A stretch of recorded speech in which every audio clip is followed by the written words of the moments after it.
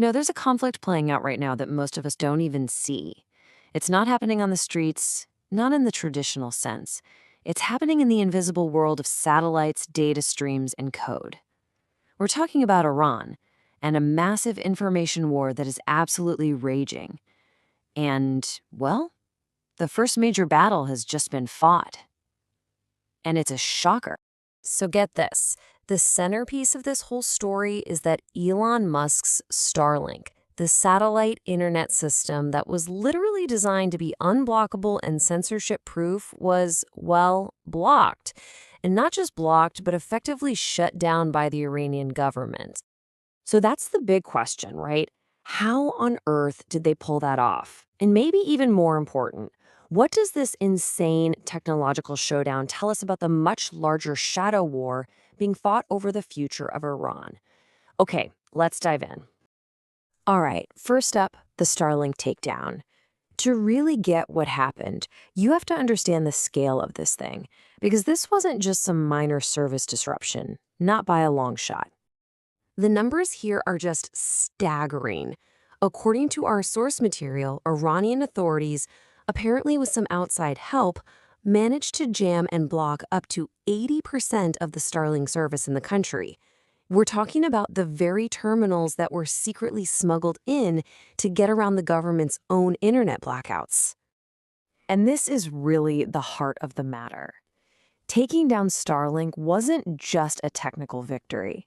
The perspective laid out in our source is that this was about completely dismantling a foreign-backed operation that was using this technology to fuel unrest from the inside. Which brings us to our next section, because this digital fight, it didn't happen in a vacuum.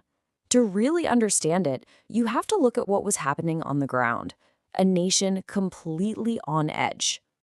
And wow, this really lays out the two sides of the coin. On one side, the source material describes anti-government protests popping up in just about every city and town, with people using those smuggled Starlink terminals to get their videos and messages out to the rest of the world. But on the other side, you had these massive state-organized counter-protests, bringing huge crowds of supporters out to show their loyalty to the government. So how did the government push back? Well, the response described in the source was incredibly harsh.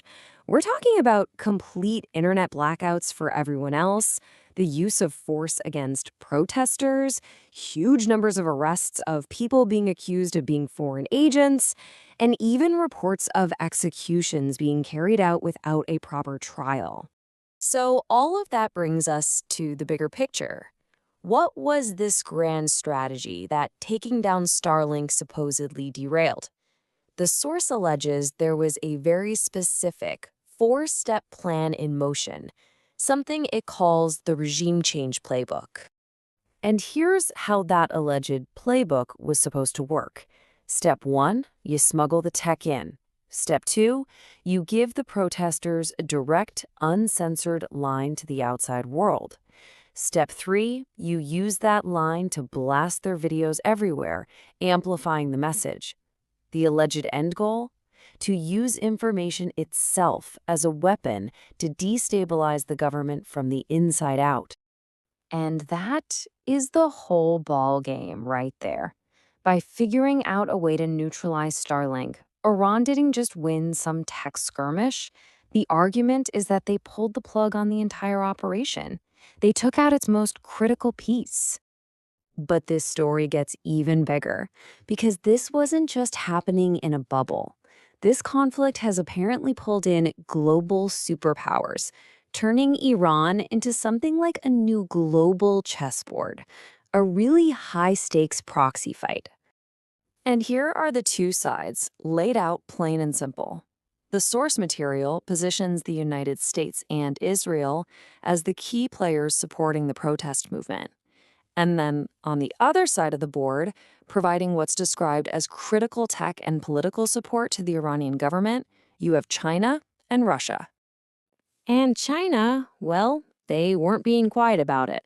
The source claims that Beijing issued a very blunt, very direct warning to the United States, basically saying, stop interfering, this is none of your business. So you have to ask, why are they jumping into this so heavily? Well, the strategic thinking, according to the source, is all about self-preservation. They see Iran as a test run. They believe that if this regime change playbook works in Iran, they could be next. So by helping Iran shut it down, they're basically running a forward defense for themselves. And that brings us to the final and, frankly, most dangerous part of this whole situation, the final red line. Because with the digital strategy now thwarted, the source warns that this conflict could easily spill over from cyberspace into the real world. And this is where things get really serious. We're talking about the ultimate threat. Officials in Iran have reportedly made it crystal clear. There is one line you do not cross. Any physical harm to the supreme leader, the Ayatollah, would be seen as a direct act of war. An act that would, they say, trigger a global conflict targeting America and Israel. So even after building this powerful digital shield, the source points to one last terrifying vulnerability. For all of Iran's strength, the one thing that remains a theoretical threat is a precision decapitation strike, a strike aimed directly at the leader if, and it's a huge if, his exact physical location could ever be found. All of this just leaves us with a really chilling question. Iran has fortified its digital defenses. Its allies have drawn their lines in the sand.